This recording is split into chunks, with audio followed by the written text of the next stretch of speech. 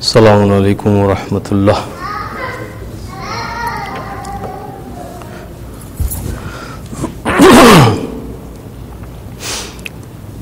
أعوذ بالله من الشيطان الرجيم.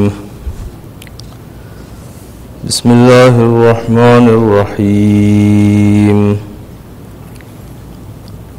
الحمد لله رب العالمين. والصلاة والسلام على سيدنا ونبينا ومولانا أبي القاسم محمد. بسم الله محمد وعلى أهل بيته الطيبين الطاهرين المعصومين. أما بعد فقد قال الله تبارك وتعالى في كتابه المجيد وفرقانه الحميد. بسم الله الرحمن الرحيم. وإذا سألك عبادي عني فإني قريب أجيب دعوة الداعي فليستجيبوا لي وليؤمنوا بي. صلوات.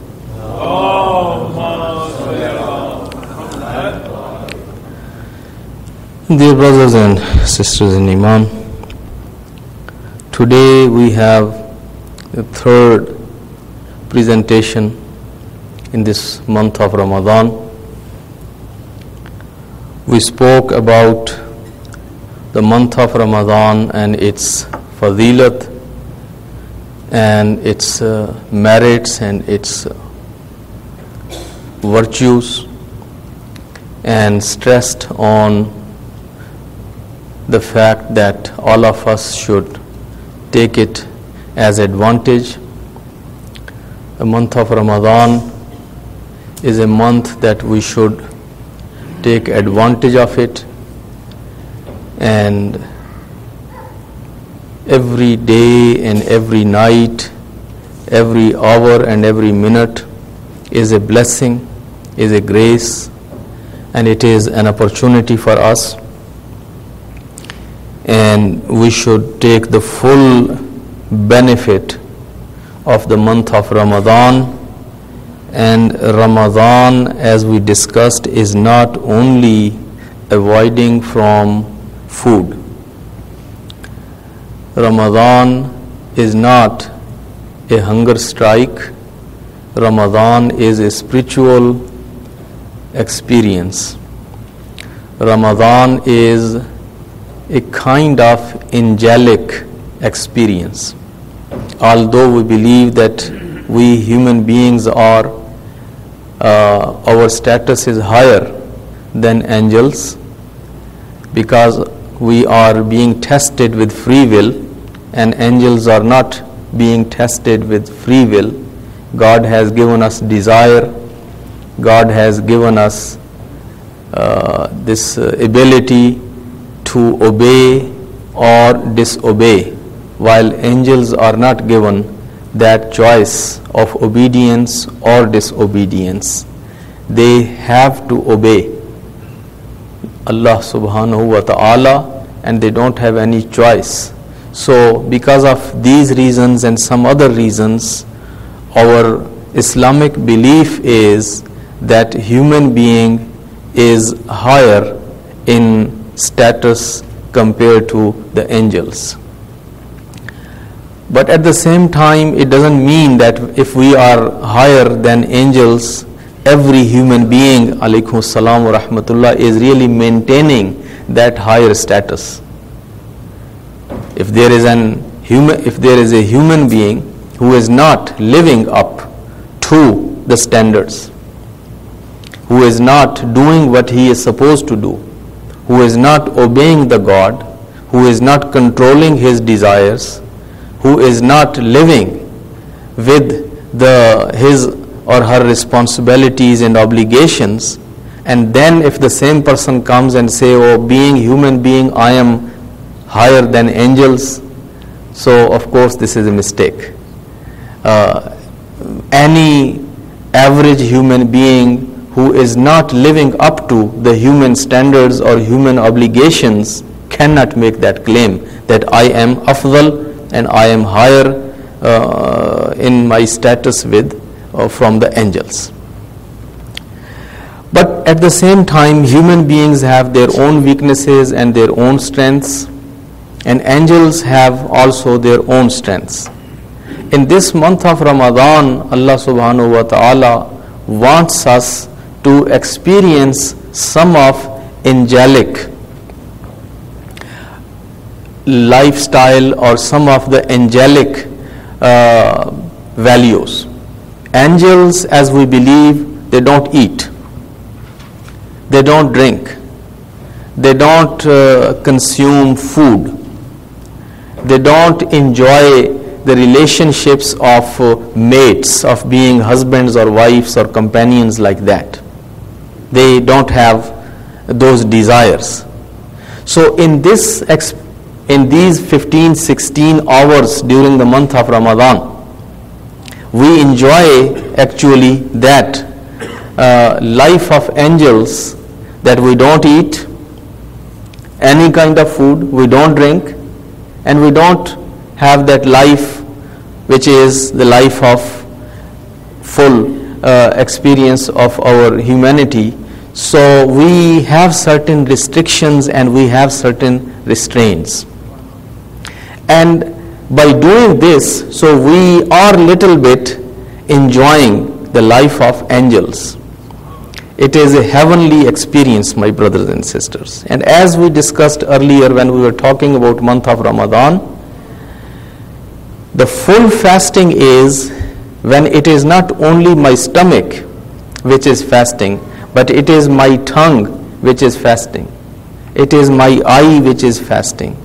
It is my ear which is fasting. It is my hand which is fasting.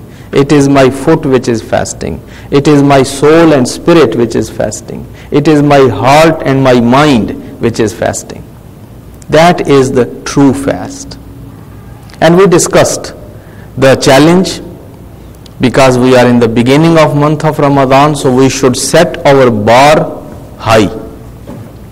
We shouldn't be content that because I eat sahri, I eat sahur, and I do iftar, and I maintain the main requirements of fasting, so alhamdulillah I have perfect fast. So I can grade myself 100 from 100. So when we grade ourselves, when we want to evaluate ourselves and our fasting, we should evaluate like that. That while I was fasting for those 15, 16, 17 hours, whatever the time limit was, so how good I controlled my tongue, how good I controlled my eyes, how good I controlled my anger, how good I controlled my passions, how good I controlled my desires, how good I controlled myself from offending others or interfering with others, and how good I was toward my family, toward my friends, toward my work, toward my job. Because we are fasting doesn't mean that because we are fasting, so we will cut corners at our workplace and we will not work properly because we are fasting. Our employers are paying us the same salary which they were used to pay in the other months. So anybody who is any employee and working anywhere, he or she cannot cut corners. Because I'm fasting, no, we cannot do that. So we have responsibilities toward our families, we have responsibilities toward other people, we have our responsibilities to ourselves. How good I was able to take care of all those responsibilities. Then when I look into all these factors, then I can say that alhamdulillah, my fast was a proper fast, a full fast. I should really feel good about it. And the next day, I should again plan to do the same. God forbid if I feel that it was not that great, then I should try the next day to improve it and go to the higher level and to the higher levels of fasting. Recite salawat.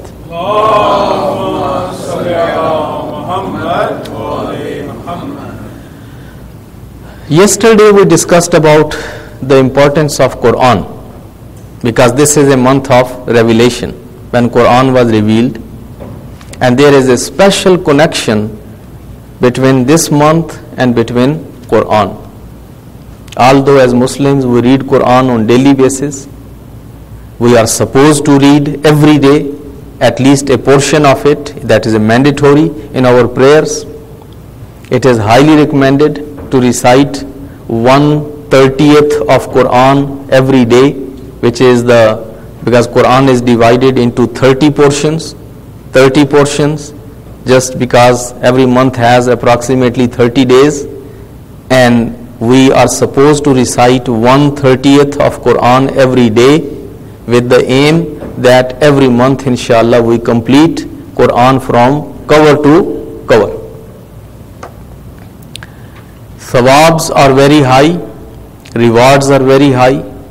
There are many benefits mentioned in the traditions of Prophet. Many people would come and complain about their memory, that they are losing memory, or they have weak memory, or they have challenges with their memory. One of the things which Prophet would suggest, certain things, one of them was recite Quran often. So reciting Quran on daily basis helps to improve our memory also. It brings the blessings. It increases definitely the blessings and the grace of Allah subhanahu wa ta'ala. We have traditions that as we see the stars in the sky and we see them shining, the Prophet says that all those houses in which Quran is being recited, people of heavens, when they look down, these houses are shining for them like stars. They look to the earth, and these houses where Quran is being recited, they shine like stars for the people of heaven. So my brothers and sisters, Quran should be our companion. That's what we discussed yesterday. Quran shouldn't be just like a book. It is not a book like any other book. This is the word of God. This is a special book. This is a very sacred text. Even when we pick it, we pick with two hands, not just like one hand picking just like any encyclopedia from the shelf. So we pick respectfully with two hands. If we are giving it to each other, we offer with two hands. We receive in two hands. We hold it high and up on table, on lap. We don't put it on floor. We don't jump over it. We don't step over. We don't give it to the very minor kids to play with it or just throw it here and there. Maintain the sanctity of the book. So, and we read it on daily basis and read much. It is highly recommended that read, if you are not reading it on regular basis and if you are not finishing the whole book from cover to cover, at least do it in month of Ramadan. Our teachers were used to recite Quran and finish Quran within 3 days. Some people would try to do earlier than that, but Prophet forbid that. Prophet says, don't finish recitation of Quran within less than 3 days. Because if you will read that fast, first of all, you will not read accurately, you will make mistakes in recitations, and you won't be able to get any sense of it. It's not only recitation, it is recitation and comprehension, understanding what's going on, what is the message. So if you will read faster than that, then you will not get the meaning, you will not get the message. And this is the message. Basically, Quran is the message. Why Prophet is called the messenger of Allah? Because of Quran. He was messenger of Allah because he brought this message. So this Quran was the message which was given to the Prophet to convey to the humanity.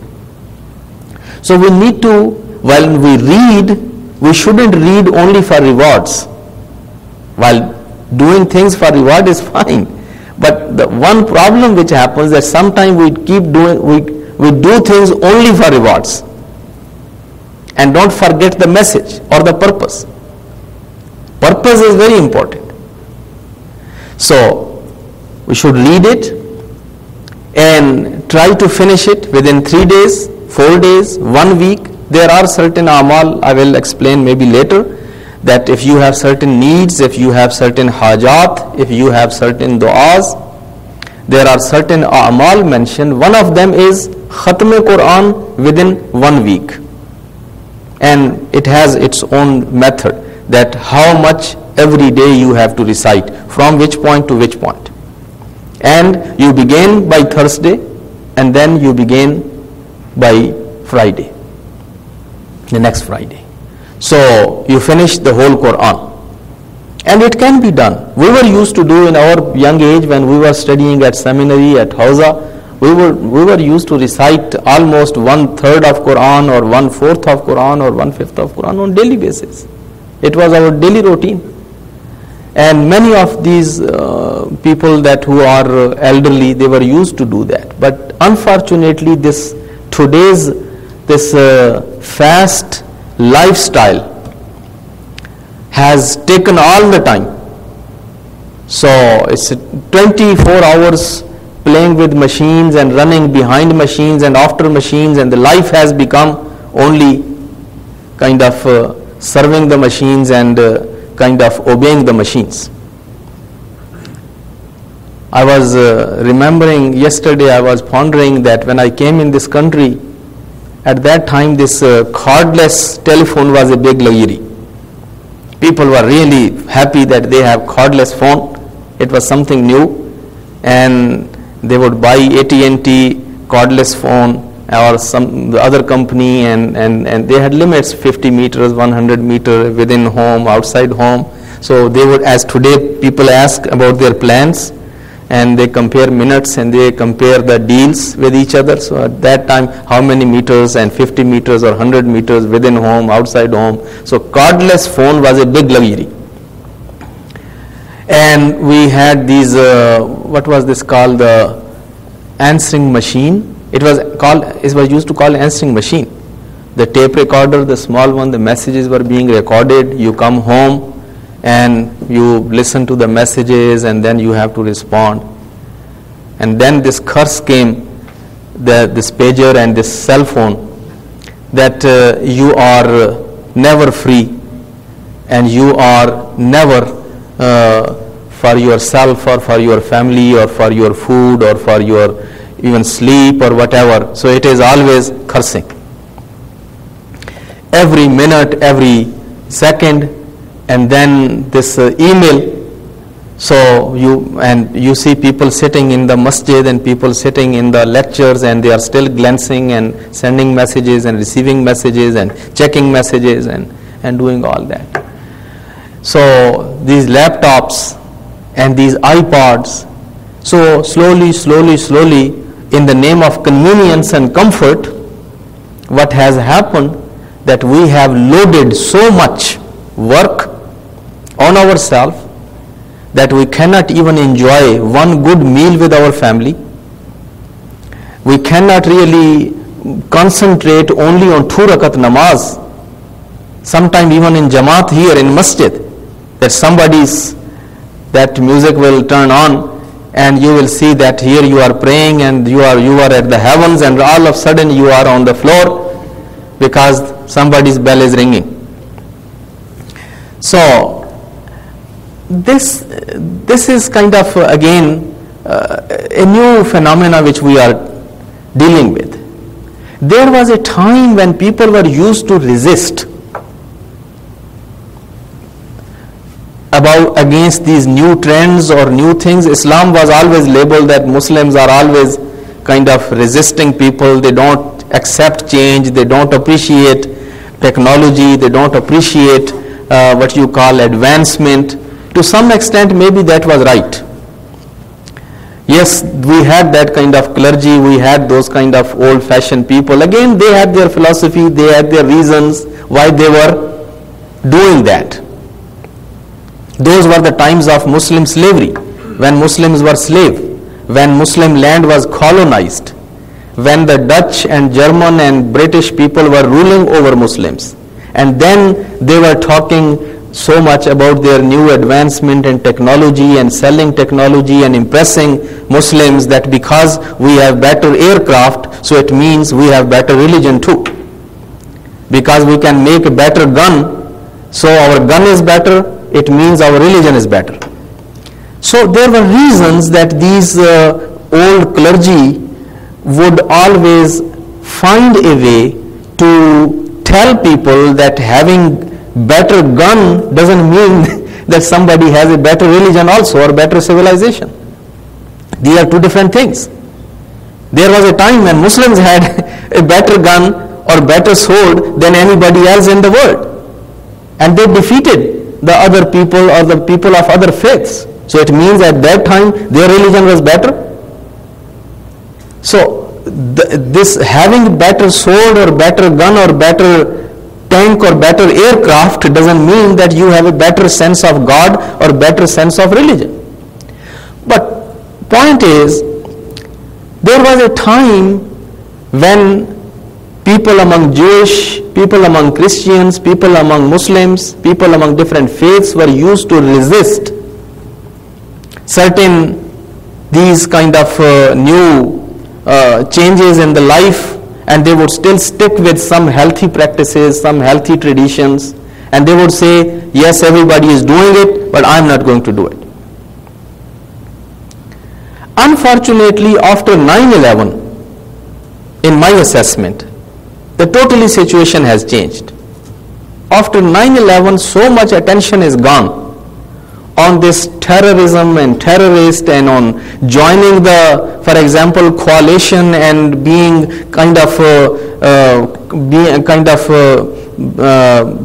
being concerned that my name shouldn't go in data, my name shouldn't go here, my name shouldn't go there, I should look good guy, I should look a good individual, just better than anybody else, more obedient than anybody else, very liberal, very democratic, very progressive, very good guy.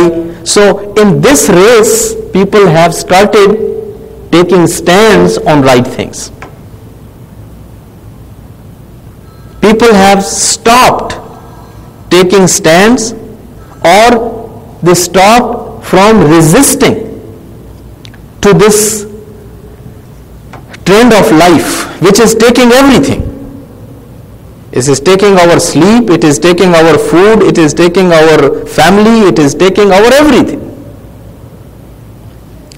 And we are now just kind of slaves who have to work for unlimited hours, and the sword is hanging, there is a downsizing going on, and the company is packing and either go to China or you are going to lose the job. And finally what will happen, that one person is working for the 4 people, morning and evening on cheap rates.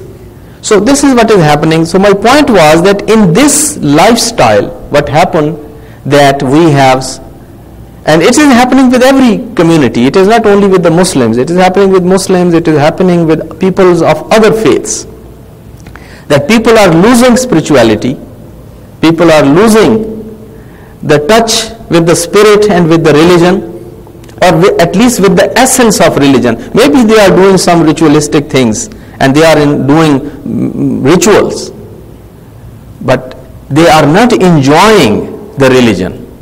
They are not enjoying the family. They are not enjoying the food. They are not enjoying even their homes and houses which they have bought. And they are paying huge mortgages because of this rush in the life. So, one effect is on Ramadan and on Quran. The Quran recitation has come to kind of now very average. Only in month of Ramadan or in some other months we will see the average Muslim will open the Quran, will read, while it was used to be every individuals or every home's practice.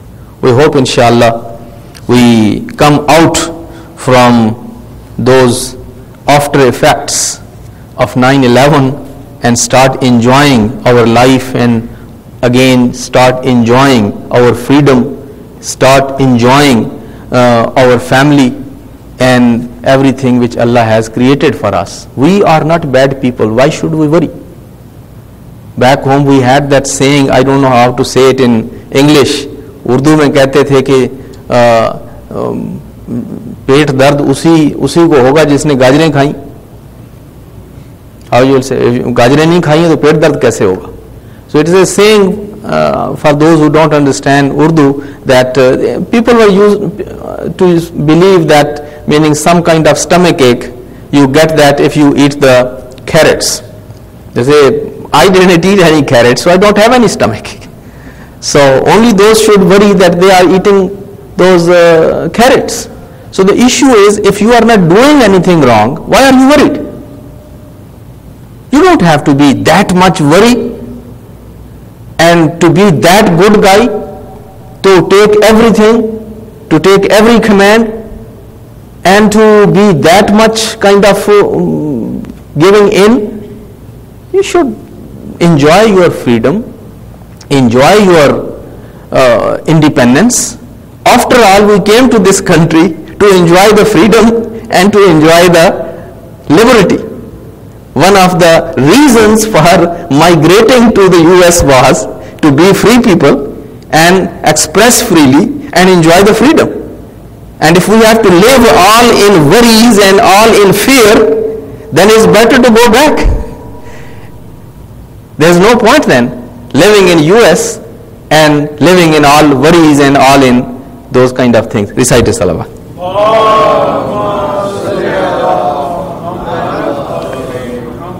So the third thing which we are discussing tonight, from tomorrow I will have inshallah a series of discussion about Islamic etiquettes.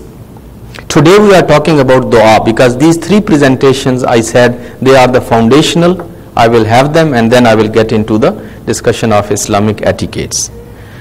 Dua means supplication. It is calling upon Allah subhanahu wa ta'ala to request Him His grace, His mercy, His bounties, His blessings, His forgiveness.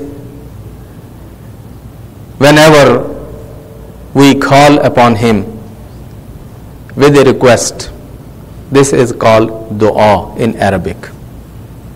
Literally, dua is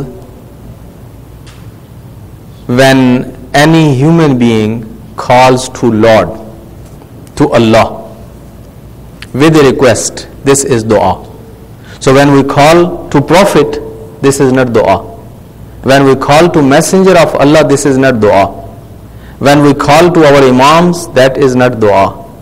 Dua is only between a servant and between the Lord, between us and between our Creator, Allah subhanahu wa ta'ala. That is dua. And dua is in our nature. Every insan, any religion you have, any faith you have, this is in your nature. That first of all you enjoy talking to your Lord, extending your hands toward your Lord, asking His grace, asking His mercy. Particularly when you are under stress, when you are experiencing some difficulties, some hardships, while you will ask some help from other people, you know everybody has limitations. You know everybody has some issues with you or you have some issues with them. Ultimately, there is only one authority that you can call upon. With this faith in your heart that He is forgiving, He is all-giving, He is merciful, He is kind, He is passionate, He cares about you more than anybody else. Even if you have disobeyed Him, but still you belong to Him. He is your master, He is your Lord, He is your God. you cannot go anywhere. And he has to again listen to you because he is your Lord. He says that he has made that commitment for himself with himself that he is going to show his mercy upon the mankind, upon every creature. This is his commitment with himself. So, dua is a very spiritual experience, my brothers and sisters. And this is our contact with our God. This is our way of talking and speaking to our God.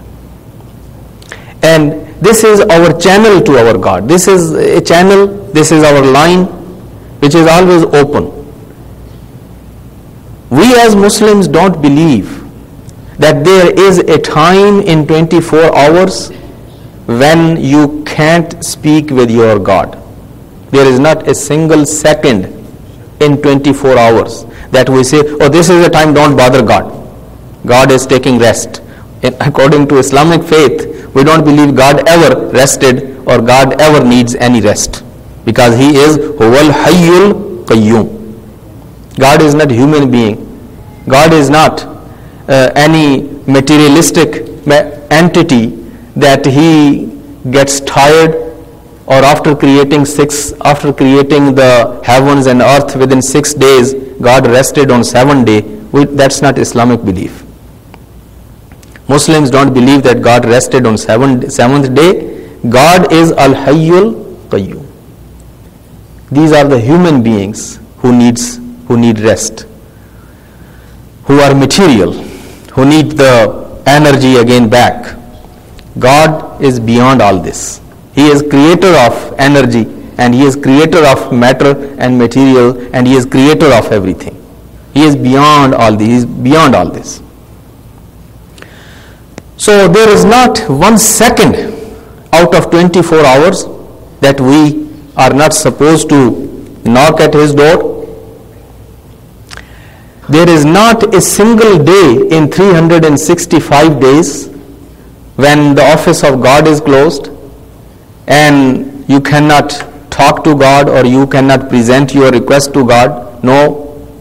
Any day of the week, any day of the year, any minute of the hour, or any second of the hour, you can call.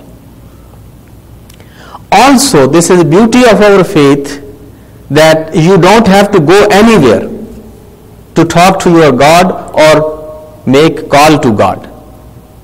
Coming to the masjid is it is highly recommended, in certain cases mandatory for other reasons, but not to call upon God. That is for community reasons, building the community, unity, pooling the resources, building the brotherhood, so building the consensus. And for those reasons, the masjid is there and people are supposed to come to the masjid, but not to talking with God. You can talk with God anywhere, no matter where you are. Well, Quran says whether these people of God, they speak to God when they are lying down in their bed, on their back or on their right side or on their left side. They are speaking to the God.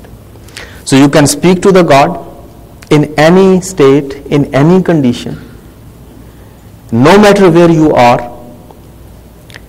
And again, God understands all languages. So there is not any language of God. Alaykum salam wa rahmatullah. Sometimes God spoke in Hebrew, sometimes God spoke in Arabic, sometimes God spoke in any other language. God chose these languages to communicate with people of that language. But God doesn't have himself a separate or special language. He understands all languages. You speak in Arabic, you speak in Urdu, you speak in Farsi, you speak in English. You can present your request to him. Matter of fact, sometime if you feel that you don't have energy or you are not in that hall that you can speak, you don't have to even speak to God. You just have to bring that idea in your heart and in your mind. Wallahu alimun bi dhati sudur. You don't have to even speak. You don't have to even say. If it is in your heart, if it is on your mind, He knows. He is all-knowing. He is all-knowing. He listens. He answers. And my brothers and sisters, that is a greatest gift of God to us.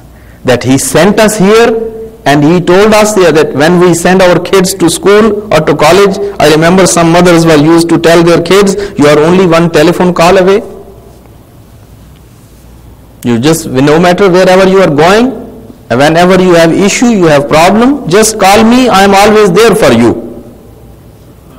Allah subhanahu wa ta'ala is like that. You just call Him, He is always there for you. In Hadith Qudsi, He says, you move to me one step, my mercy moves 70 steps ahead to welcome you. But you show some willingness. You show some desire. Take some initiative. If you take the initiative, you move one step, I will move 70 steps to take you in my arms. So my brothers and sisters, we read in every surah in the beginning, Bismillahir Rahmanir Rahim, in the name of Allah, who is Rahman, who is Rahim, most compassionate and most merciful. So that channel is very important channel in our life, my brothers and sisters. All these anxieties, all these worries, all these panics, all these issues which we develop over the time, psychological issues and other issues, behavioral issues, when we don't make good use of this particular channel and this particular gift of God. It was sunnat of Prophet, and this is the important point. Sometimes we think that because this is our common human nature, that if there are minor issues, we will not bother our friends or our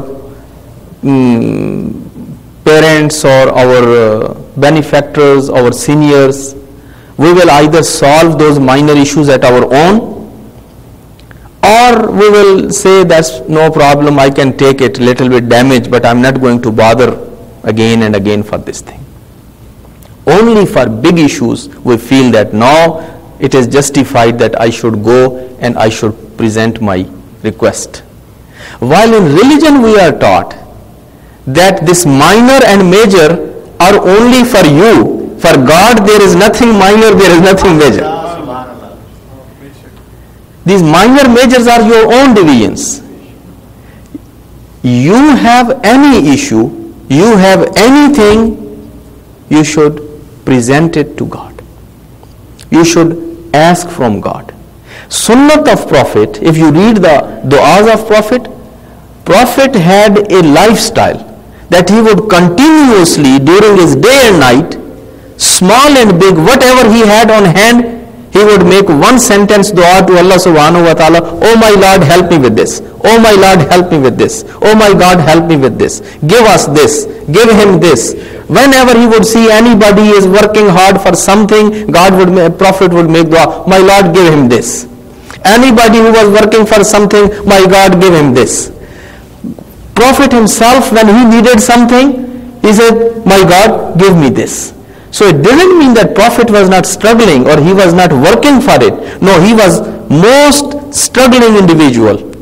He was most working people. But at the same time, he was the one, nobody asked God that much as Prophet Muhammad Mustafa sallallahu alaihi wasallam asked people.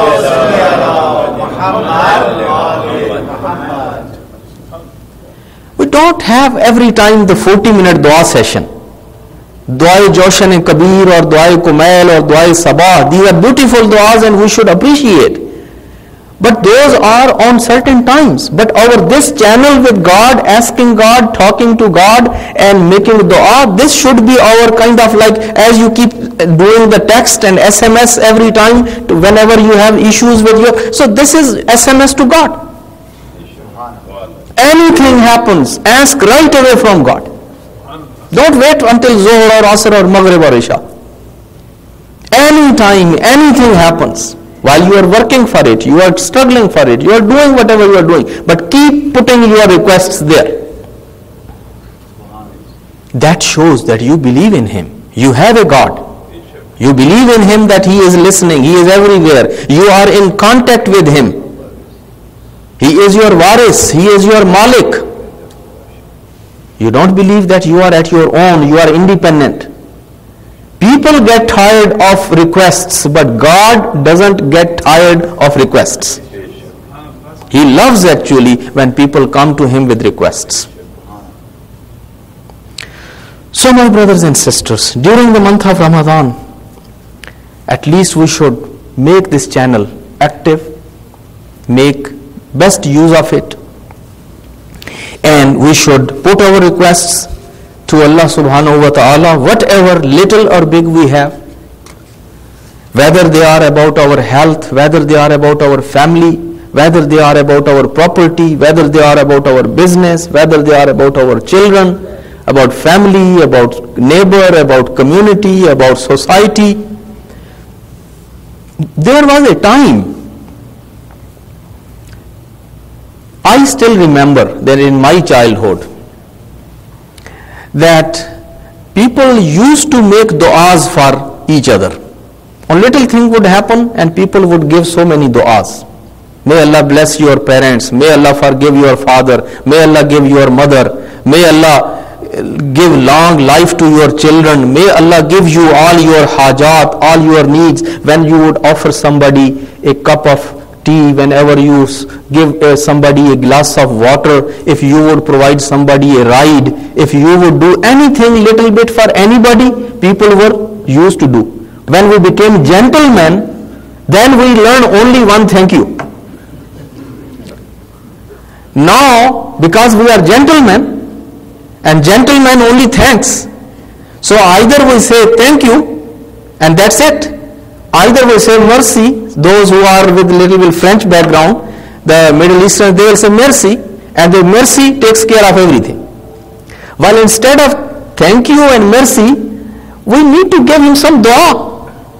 May Allah help you, may Allah give you long life, may Allah listens to your duas, may Allah forgive your parents, may Allah help your children. So there are so many things, my brothers and sisters, and we don't have that much. Do you listen that many dua now from people for each other as we were used to listen when we were growing up?